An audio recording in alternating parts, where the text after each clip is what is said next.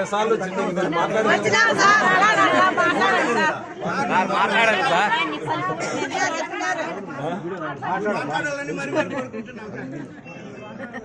మొన్ననే బీజేపీ నుంచి మన పార్టీలోకి వచ్చేసినప్పుడు బీజేపీలో లేడు.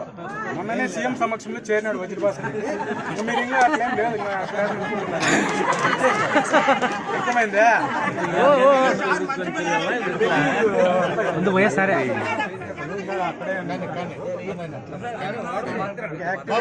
మంచి పనులు చేసినాడు, కళ్ళు తెప్పించినాడు. 4 ఏళ్ల కింద నేను ఇక్కడికి వచ్చినప్పుడు ఇళ్లలో 90% బీజేపీ కడవాళ్ళు కప్పించుకున్నారంతా. నిజమేనా? ఇప్పుడు అందరూ ఎక్కడికి వచ్చినారు? మన సొంత ఇంటికి వచ్చినాం మనం అంతా.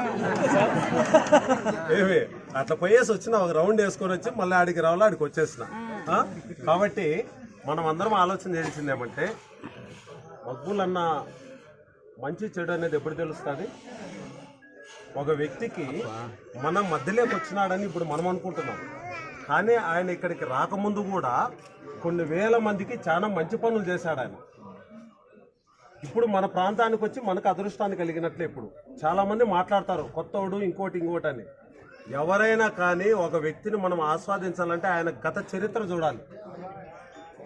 అతను ఎప్పుడో కూడా వెనక ఏదైతే గత 30-40 ఏళ్ళ నుంచి ఆయన కదిరిలో ఉండి, కదిరిలో 10 మందికి మంచి చేసి ఇంకా పైకి పోయేసి సంపాదించి 10 మందికి పెట్టాలని వచ్చాడు ఈరోజు. కాబట్టి మనం చేయాల్సిన పని ఏమంటే, మనం ముఖ్యమంత్రి గారిని, జగన్మోహన్ రెడ్డిని ముఖ్యమంత్రి ఎలా అయితే చేసుకోవాలని మనసులో మనకు ఉందో, అదేవిధంగా మగ్గులన్నను కూడా ఈసారి మనం అసెంబ్లీకి పంపిస్తే మన కష్టాలు, మనకి ఇబ్బందులు ఏమైతే ఉన్నాయో, ఇక్కడ చాలా మందికి ఇల్లు రాలా, చాలా మందికి ఇబ్బందికరమైన వాతావరణం ఉంది, ఇక్కడ చాలా మందికి పెన్షన్లు కూడా కొంత ఇబ్బందికరమైన వాతావరణంలో ఉంది.